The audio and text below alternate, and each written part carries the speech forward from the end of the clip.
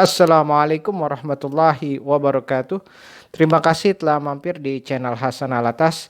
Pada kesempatan ini saya akan membahas tentang kecanduan onani atau masturbasi. Apa efek samping yang buruk atau dampak negatif? Pertama-tama saya akan bahas dampak negatifnya dari ilmu medis atau ilmu kesehatan dari kecanduan onani atau masturbasi. Baiklah, yang pertama adalah dampaknya adalah ejakulasi dini, ya. Jadi bagi pria yang kecanduan onani atau masturbasi, maka ketika dia menikah dan melakukan hubungan seksual dengan istrinya akan cenderung sulit mencapai kenikmatan yang klimaks atau puncak. Karena dia ejakulasi dini. Itu hal yang pertama ya, dari orang-orang yang kecanduan onani atau masturbasi. Yang kedua adalah dampak buruknya iritasi kulit.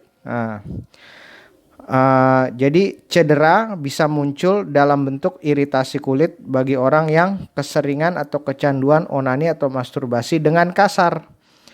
Jadi dia melakukan kecanduan masturbasi atau onani dengan cara yang kasar dan akhirnya terjadi iritasi kulit yang disebabkan oleh adanya paksaan. Jadi dan membengkokkan penis saat ereksi. Kondisi ini akan menyebabkan penis mengalami pembengkakan. Itu dampak buruk negatif yang kedua. Yang ketiga adalah rasa bersalah. Jadi rasa bersalah, bahaya onani setiap hari, kecanduan onani atau masturbasi membawa efek negatif secara psikologis. Jadi secara psikologis lantaran terbentur dengan nilai-nilai agama, moral dan budaya, sehingga menjadikan seseorang merasa malu dan bersalah setelah selesai melakukan kegiatan tersebut. Jadi tarik-menarik antara kesenangan berdampak pada nilai harga diri dan tingkat kepercayaan diri, juga memicu efek psikosomatis seperti sakit kepala.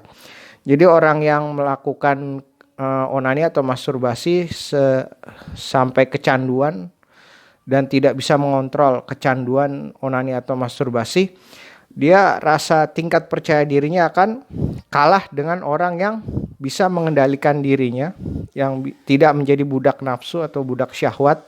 Seseorang yang bisa mengendalikan dirinya dan mengontrol emosi dan nafsunya, itu tingkat percaya dirinya lebih tinggi dibandingkan dengan orang yang kecanduan onani atau masturbasi. Tingkat kepercayaan dirinya kalah karena dia sendiri tidak bisa mengontrol, sehingga dia dikendalikan oleh nafsunya. Jadi itu berpengaruh terhadap tingkat kepercayaan diri. Itu yang ketiga ya. Dan yang keempat adalah ini yang saya bahas terakhir ya. Ini terakhir tentang dampak negatif dari kecanduan onani atau masturbasi. Dampak sering onani kecanduan selanjutnya adalah bisa mempengaruhi otak. Ya, bisa mempengaruhi otak berikut unsur-unsur kimia tubuh. Hal ini diakibatkan oleh kelebihan produksi neurotransmitter dan hormon seks ya. Jadi gaya hidup cenderung tidak normal bagi orang yang mempunyai kebiasaan onani atau masturbasi.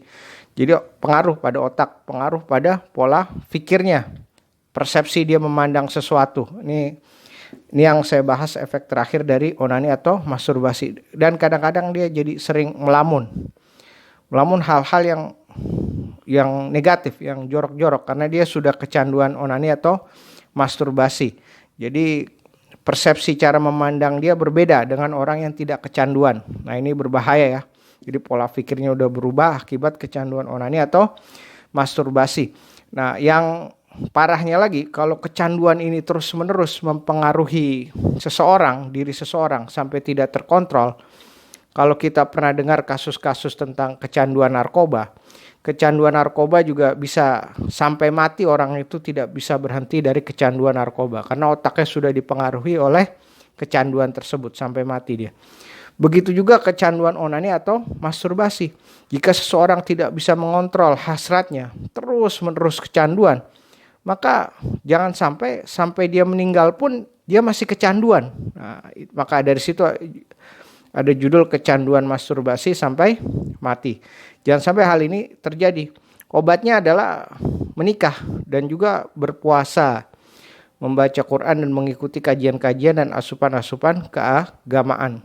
Itu obatnya. Kalau belum bisa menikah ya berpuasa atau membaca Al-Quran dan konsultasi dengan ahlinya untuk melepaskan diri dari kecanduan. Jangan sampai mati kecanduan itu tidak bisa lepas juga dari diri orang tersebut. Hal ini juga erat kaitannya dengan pornografi. Kalau pornografi, Anda bisa baca nanti di kolom deskripsi dari video ini bahwa pornografi bisa merusak 5 bagian otak. 5 bagian otak rusak karena pornografi. Bayangkan itu luar biasa, merusak otak 5 bagian. Ya. Jadi ini dampaknya bisa dilihat kalau di scan itu otaknya bisa kelihatan. Jadi walaupun hanya menonton saja itu dampaknya luar biasa kalau dibilang hanya menonton, karena itu luar biasa dampaknya ke otak pornografi ya. Cuma saya tidak membahas lebih dalam tentang efek kerusakan otak akibat pornografi dan juga hal-hal yang lain. Bisa dilihat di kolom deskripsi untuk informasi lebih banyak dampak kerusakan otak, 5 bagian otak akibat pornografi. Semoga Allah menghindarkan kita dari hal-hal tersebut ya. Jadi nanti bisa dilihat di kolom deskripsi. Nah, yang terakhir dari bahasan video ini akan saya tutup dengan terjemahan firman Allah dari ayat Al-Quran. Itu yang terakhir. Berikut ayatnya dari surah Toha ayat 124. Dan barang siapa berpaling dari peringatanku, maka sesungguhnya baginya penghidupan yang sempit. Saya ulang dan garis bawahi, bisa digaris bawahi. Dan barang siapa berpaling dari peringatanku, maka sesungguhnya baginya penghidupan yang sempit, dan kami akan menghimpunkannya pada hari kiamat dalam keadaan buta. Toha ayat 124. Dan juga dari surat Al-Isra ayat 32, dan janganlah kamu mendekati zina. Sesungguhnya zina itu adalah suatu perbuatan yang keji dan suatu jalan yang buruk. Al-Isra ayat 32. Baik, terima kasih telah menyaksikan, semoga bermanfaat. Mohon maaf jika ada salah kata. Assalamualaikum warahmatullahi wabarakatuh.